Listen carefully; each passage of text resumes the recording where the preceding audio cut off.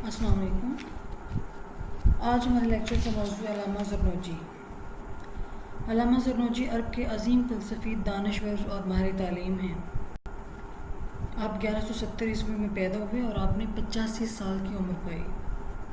علامہ زرنوجی نے تعلیم اور تربیت کے فن پر 1203 میں ایک کتاب لکھی، تعلیم المتعلم طریق المتعلم۔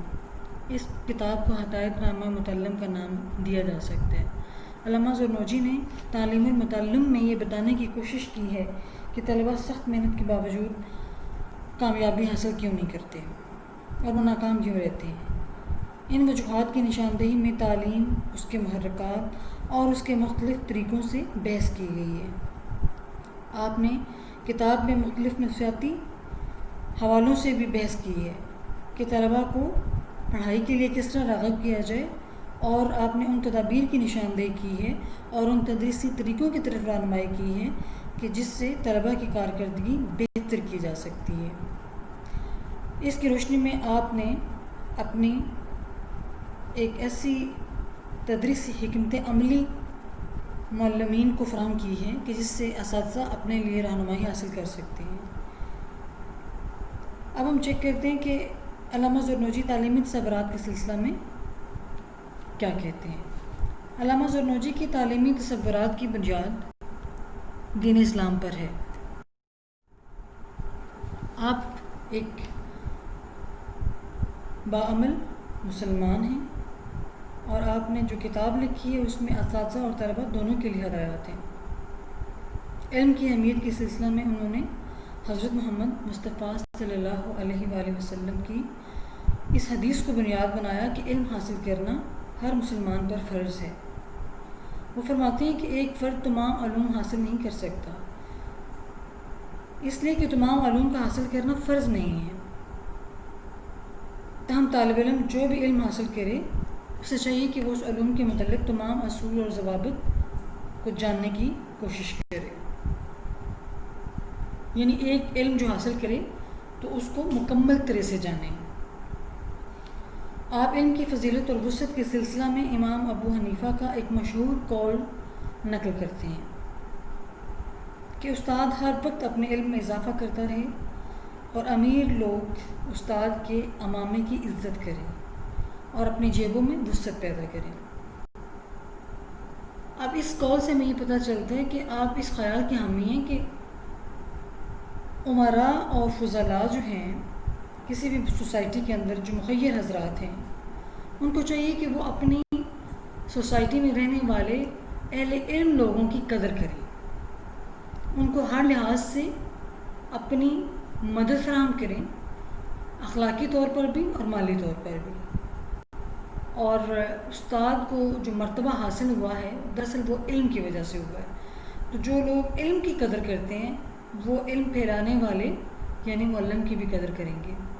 لہٰذا کسی بھی سوسائٹی میں رہنے والے مخیر حضرات اور اہل فضل حضرات کے لیے وہ یہ تجویز کرتے ہیں کہ وہ اساتذہ کے لیے اپنی جیبوں میں وسعت پیدا کریں، یعنی ان پہ اپنا سرمایہ لگائیں، ان کو ہر طرح سے مدد فراہم کریں تاکہ وہ علم کے لیے اپنے آپ کو وقف کر سکیں اور اپنے علم سے دوسروں کو مستفید کر سکیں اور معاشی پریشانیوں سے الگ ہو کر اپنے آپ کو علم پھیلانے کے لیے مخصوص کر سکیں۔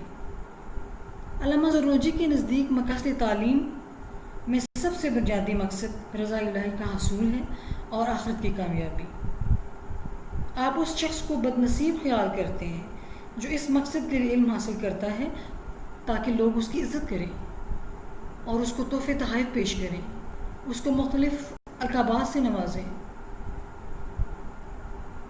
پھر علامہ یہ کہتے ہیں کہ عزت اور مرتبہ اور رعب اور دبدبہ صرف اتنا جائز ہے کہ اس سے لوگوں میں اچھائی اور نیکی کی اشاعت کر سکے، اور وہ تو اللہ تعالیٰ نے ہر معلم کو وہ عطا کیا ہوا ہے، کیونکہ علم کا اتنا بڑا درجہ ہے دین اسلام میں کہ علم پھیلانے والے کو بھی وہ درجہ حاصل ہو جاتا ہے، یعنی وہ دوسرے تمام لوگوں سے ممتاز ہوتا ہے کیونکہ وہ علم کو تقسیم کرنے والا ہوتا ہے اور پھر اگر وہ علم پھیلا رہا ہے جو کہ اصل مطلوب ہے ہمارے دین کا، تو پھر تو اس کا مرتبہ اور ہی زیادہ ہو جاتا ہے.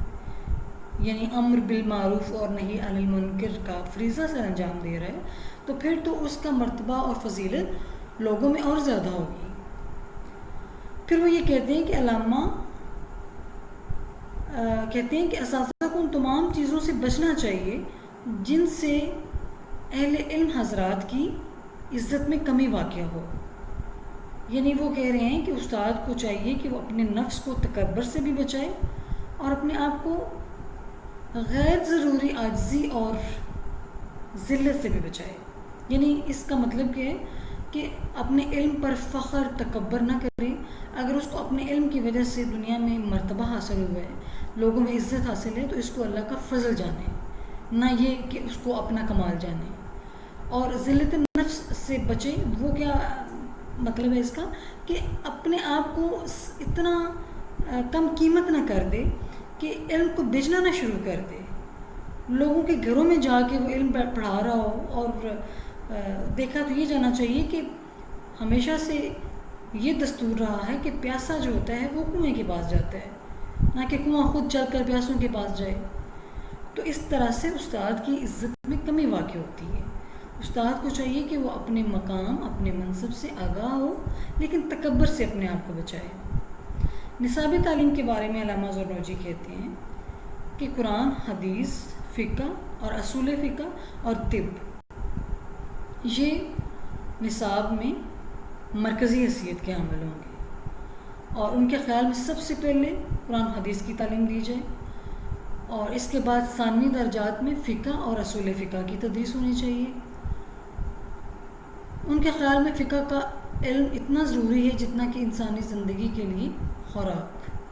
یعنی اس کو وہ بہت زیادہ لازمی خیال کرتے ہیں، کیونکہ ہماری زندگی کے تمام جو کام ہیں اور معاملات ہیں اور جو بھی اس زندگی کو برقرار رکھنے کے لیے دستور اور اصول بنائے گئے ہیں، ان کی بنیاد اسلامی قانون ہے، شریعت ہے. لہٰذا اس کا جاننا بہت زیادہ ضروری ہے.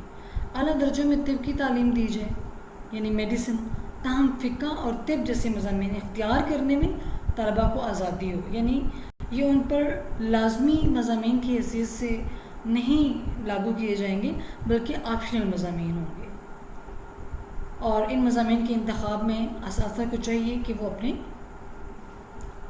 طلباء کی رہنمائی کرے. طریقہ تدریس کے ضمن میں آپ یہ کہتے ہیں کہ اساتذہ کو چاہیے کہ وہ مختلف نفسیاتی حربے استعمال کریں تاکہ طلباء سیکھنے کے لیے آمادہ ہو سکیں، ان کو سیکھنے کے لیے تحریک حاصل ہو. اور اس میں ایک بنیادی چیز تو یہ ہے کہ معلم کا پڑھانے کا انداز کیسے ہے. اور وہ یہ کہتے ہیں کہ استاد کو چاہیے کہ وہ پڑھاتے ہوئے اپنے طلباء کے عمر، ان کے نفسیاتی تقاضے، ان کا رجحان، ان کی دلچسپیاں، ان کی سابقہ واقفیت، ان تمام چیزوں کا لحاظ رکھے. اور طلباء جن چیزوں میں دلچسپی لیتے ہیں اور جس انداز سے زیادہ اچھے طریقے سے سیکھتے ہیں، اساتذہ کو چاہیے کہ وہ ان طریقوں کو اپنی تدریس میں اپنائے. استاد و شاگرد کے لیے کچھ ہدایات دیتے ہیں علامہ زرنوجی. وہ کہتے ہیں کہ طلباء کو چاہیے کہ وہ اپنے اساتذہ کے انتخاب میں احتیاط سے کام لیں، والدین سے، بزرگوں سے اور دوسرے اہل علم سے مشورہ کر لیں، پھر اپنے استاد کا انتخاب کریں. اور جب وہ اپنے مضمون کو آخر تک مکمل نہ کر لیں، اس وقت تک اپنے استاد کو نہ بدلیں. اس سے استاد کی شہرت جو ہے وہ بھی برقرار رہے گی اور طالب علموں کا وقت ضائع ہونے سے بچ جائے گا. ایسا استاد منتخب کریں جو کہ تجربہ کار ہو، پرہیزگار ہو، یعنی صاحب تقویٰ ہو اور علم والا ہو. پھر وہ طلباء کو ہدایت کرتے ہیں کہ صبر اور تحمل کا دامن ہاتھ سے نہ چھوڑیں. اس کے لیے علامہ کہتے ہیں کہ جس طرح لکڑی کی چھڑی کو صرف ہلکی ہلکی آنچ پر ہی سیدھا کیا جا سکتا ہے، اسی طرح مستقل مزاجی اور آہستہ روی سے اپنے منزل کی طرف رواں دواں رہا جائے، لیکن اس میں تعطل نہ آئے، تسلسل جاری رہنا چاہیے. اور اگر کوئی معاشی طور پر اپنے اخراجات پورے نہیں بھی کر رہا تو اس کو اس وجہ سے اپنی تعلیمی سرگرمیاں موقوف نہیں کرنی چاہیے، بلکہ اسے اپنی تعلیم کا سلسلہ جاری رکھنا چاہیے، چاہے اس کے لیے اس کو اپنا روزگار کے ذریعے، کسی ہنر کے ذریعے محنت مزدوری کر کے ہی اپنی فیس کا انتظام کیوں نہ کرنا پڑے۔ پھر وہ طلباء کو کہتے ہیں کہ اپنے شریک درس ساتھی کا انتخاب وہ کس طرح کریں، یعنی آپ کے کلاس فیلوز وہ کیسے ہونے چاہیے جن کو آپ اپنے دوست بنائیں، اپنے گروپ میں شامل کریں۔ تو وہ کہتے ہیں کہ وہ بھی ایسے ہوں جو محنتی ہوں، یعنی پڑھائی کرنے کے لیے سنجیدہ ہوں، مخلص ہوں، نیک ہوں، اور ان کی طبیعت جو ہے وہ تقویٰ کی طرف مائل ہوں، عادات ان کی صاف ہوں، ان کے اندر کوئی ایسی بری عادت نہ ہو، اور سست اور غلط کار اور فسادی یعنی جھگڑا کرنے والے، شرارتی ذہن، ضدی اور بری عادات والے طلباء کو آپ اپنا دوست نہ بنائیں، کیونکہ انسان کی صحبت بہت زیادہ اثر انداز ہوتی ہے اس پہ۔ لہٰذا وہ یہ بہت زیادہ نصیحت کر رہے ہیں طلباء کو کہ وہ اپنے کلاس فیلوز جو ہیں ان کا انتخاب بھی یعنی کلاس فیلوز میں سے اپنے دوستوں کا انتخاب بہت سوچ سمجھ کر کریں۔ پھر وہ یہ کہتے ہیں کہ تعلیم کا موزوں دور جو ہے نا، اسلام کے حوالے سے ہی انہوں نے گائیڈ لائن اس میں فراہم کی ہمیں کہ وہ کوئی خاص نہیں ہے، بلکہ انسان اپنی زندگی میں اپنی زندگی کے دورانیے میں وہ علم سیکھ سکتا ہے، اس کے لیے عمر کی حد نہیں ہے۔